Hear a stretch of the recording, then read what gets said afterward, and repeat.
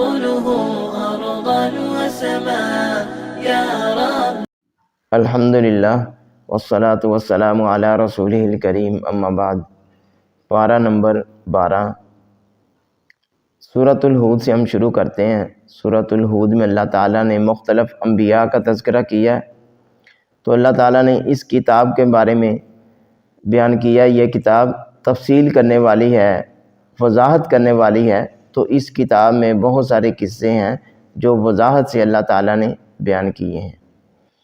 اور آگے اللہ تعالیٰ نے کہا صرف اور صرف تم ایک خالق، ایک الہ کی، اللہ تعالیٰ کی عبادت کرو، اللہ کے علاوہ کسی اور کی عبادت نہ کرو۔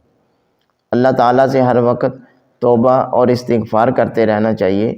جو بندہ بھی اللہ تعالیٰ سے توبہ کرتا ہے، استغفار کرتا ہے، اللہ تعالیٰ اس کی توبہ کو، استغفار کو قبول کرتے ہیں، اس کو فائدہ دیتے ہیں۔ کائنات کے اندر کوئی بھی ذی روح، کوئی بھی چیز ہے، اس کا رزق، اس کی زندگی، اس کی موت اللہ تعالیٰ کے ہاتھ میں ہے۔ تمام کی تمام چیزیں اللہ تعالیٰ کے ہاتھ میں ہے۔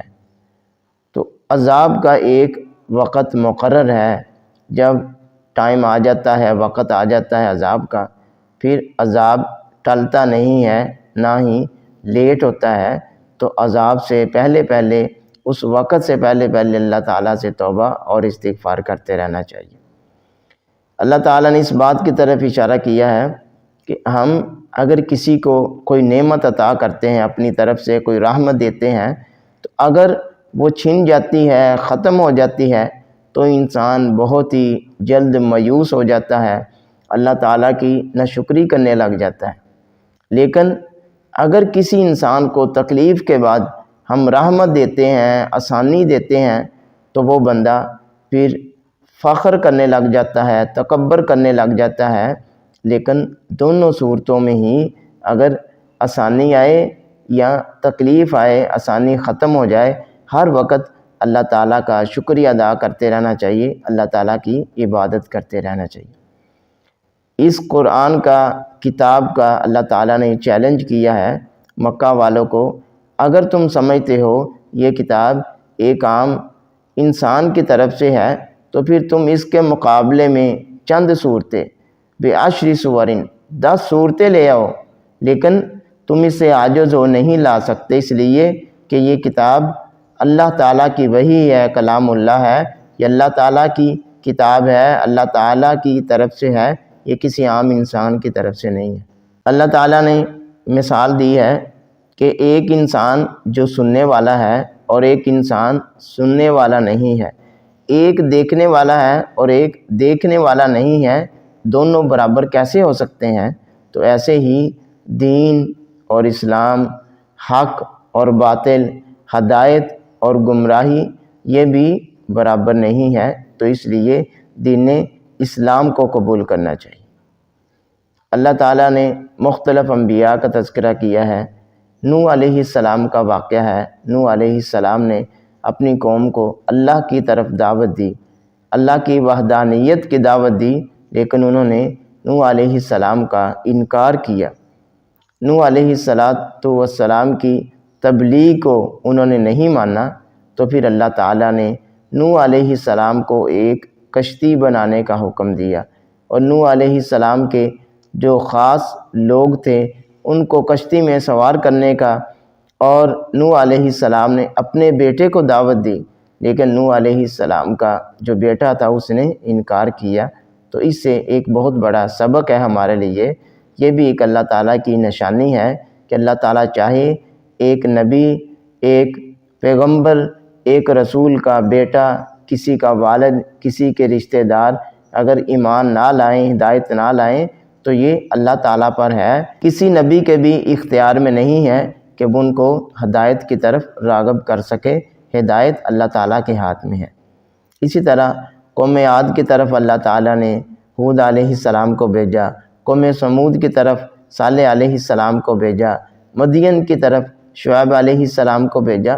تو یہ جتنے بھی نبی تھے، پیغمبر تھے، تمام کی یہی دعوت تھی، اللہ تعبدوا الا اللہ، تم صرف اور صرف ایک اللہ تعالیٰ کی عبادت کرو، اس کی وحدانیت پہ قائم رہو، باقی معبودان نے باطلہ کو چھوڑ دو، ان کی عبادت نہ کرو، ہم تم سے کسی قسم کا دنیاوی مطالبہ نہیں کرتے، دنیاوی فائدہ نہیں مانگتے، ہمارا صرف اور صرف یہی پیغام ہے، ایک اللہ تعالیٰ کی عبادت کرو۔ لیکن انہوں نے ان کو جھٹلایا۔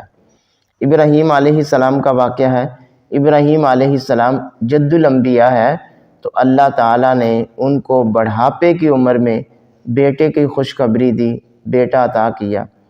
تو ابراہیم علیہ السلام کی بیوی بڑا حیران ہوئی، اس نے تعجب کیا کہ اس عمر میں تو اللہ تعالیٰ تو چاہیں جو چاہیں اللہ تعالیٰ کر سکتے ہیں، یہ کون سے اللہ تعالیٰ پہ مشکل ہے، یہ بھی ایک نشانی ہے ہمارے لیے۔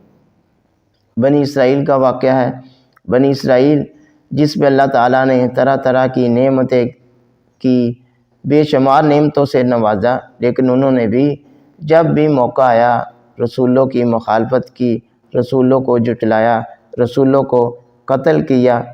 تو اسی طرح جب بھی فرشتے کسی قوم پہ عذاب لے کر آتے ہیں تو پھر وہ عذاب ٹلتا نہیں ہے۔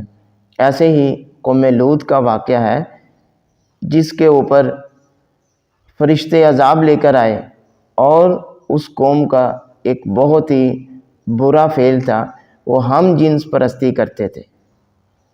ہم جنس پرستی کا فعل جو شروع ہوا اس دنیا میں، وہ قوم لوط سے شروع ہوا ہے۔ تو انہوں نے فرشتوں کو بھی نہیں چھوڑا۔ لوط علیہ السلام نے ان سے کہا کہ باز آ جاؤ، یہ میرے مہمان ہیں، تو ان کو تو بخش دو۔ اللہ تعالیٰ نے ان پہ پتھروں کا عذاب بھیجا، اور پتھروں کے اوپر ان لوگوں کے نام لکھے ہوئے تھے۔ اللہ تعالیٰ نے اتنا غضبناک عذاب سے ان لوگوں کو مبتلا کیا جو لوگ ہم جنس پرستی کے قائل ہیں، یا حق میں نعرے لگاتے ہیں، یا آواز بلند کرتے ہیں۔ یہ بہت بڑا جرم ہے، اس سے بچنا چاہیے۔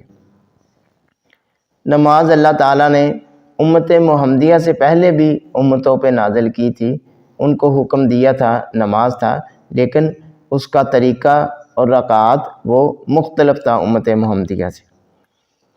اللہ تعالیٰ کے عذاب کا مطالبہ نہیں کرنا چاہیے، ہمیشہ اللہ تعالیٰ کے عذاب سے ڈرتے رہنا چاہیے۔ سورہ یوسف میں اللہ تعالیٰ نے تفصیل سے حضرت یوسف علیہ السلام کا واقعہ نقل کیا ہے، اس میں بہت ہمارے لیے سبق ہے۔ تو اللہ تعالیٰ نے اس کتاب کو عربی زبان میں نازل کیا ہے، تو عربی زبان قرآن کی زبان ہے، دین کی زبان ہے، عربی زبان کو پڑھنا چاہیے، سمجھنا چاہیے، یہ ہمارے دین اسلام کی زبان ہے۔ یوسف علیہ السلام نے خواب میں دیکھا 11 کہ 11 ستارے مجھے سجدہ کر رہے ہیں۔ تو یوسف علیہ السلام کے بھائیوں نے ان سے حسد کیا، بھائیوں نے مخالفت کی، اور یوسف علیہ السلام کو ایک کنویں میں پھینک دیا۔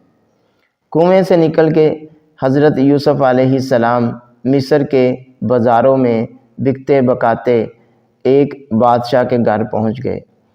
وہاں بھی ایک ان پہ آزمائش آئی کہ ان کو گناہ کی طرف دعوت دی گئی، دنیا کی سہولیات، دنیا کی آسائشات کو انہوں نے ترک کر کے جیل کو قبول کر لیا۔ قال معاذ اللہ، کہ میں اللہ تعالیٰ سے ڈرتا ہوں۔ اس لیے ہمیں بھی یہی طریقہ اپنانا چاہیے، ایک طرف دنیا ہو اور ایک طرف دین ہو تو دین کو قبول کر لینا چاہیے، ایک طرف آزادی ہو، ایک طرف جیل ہو، قید ہو تو قید کو، جیل کو قبول کر لینا چاہیے، لیکن دین کو نہیں چھوڑنا چاہیے۔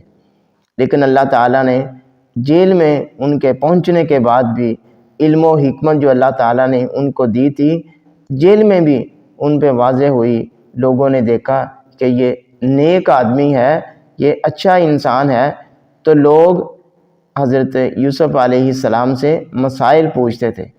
اسی طرح 2 نوجوان آئے حضرت یوسف علیہ السلام کے پاس، اور انہوں نے کہا ہمیں خواب آئے ہیں۔ تو ایک نے خواب سنایا کہ مجھے یہ خواب آیا ہے، میں شراب نچوڑ رہا ہوں، اور دوسرے نے کہا کہ میرے سر میں روٹیاں ہیں اور پرندے اس کو نوچ رہے ہیں۔ تو حضرت یوسف علیہ السلام نے خواب کی تعبیر بتائی کہ تم اپنے سردار کو، اپنے مالک کو شراب پلائے گا، اور جس نے کہا روٹیاں ہیں، پرندے نوچ رہے ہیں، اس کو خواب کی تعبیر بتلائی گئی کہ تجھے پھانسی چڑھا دیا جائے گا، سولی لٹکا دیا جائے گا۔ آخر کار یہی ہوا، ان کا خواب سچا ثابت ہوا۔ پھر اسی طرح بادشاہ کو خواب آیا، تو بادشاہ کا ایک خاص بندہ، اس نے کہا کہ میں جیل میں جب تھا تو مجھے ایک نوجوان ملا تھا، اس نوجوان کے پاس یہ علم ہے، وہ اس خواب کی تعبیر بتلا سکتا ہے۔ تو آخر کار اللہ تعالیٰ نے حضرت یوسف علیہ السلام کو جیل سے نجات دی، اور نجات دینے سے پہلے اللہ تعالیٰ نے یہ اقرار کروایا ان عورتوں سے جنہوں نے حضرت یوسف علیہ السلام کو پھسلانے کی کوشش کی تھی۔ انہوں نے خود گواہی دی کہ یوسف علیہ السلام سچے ہیں، اچھے انسان ہیں۔ تو اس لیے ہمیں بھی وقت کا انتظار کرنا چاہیے۔ بعض اوقات ایسا موقع ہوتا ہے، ہم پہ کوئی جھوٹ باندھ دیا جاتا ہے، تہمت لگا دی جاتی ہے، لیکن اگر ہم سچے ہیں تو وقت کا انتظار کرنا چاہیے۔ ایک وقت آتا ہے آدمی کی سچائی ثابت ہو جاتی ہے۔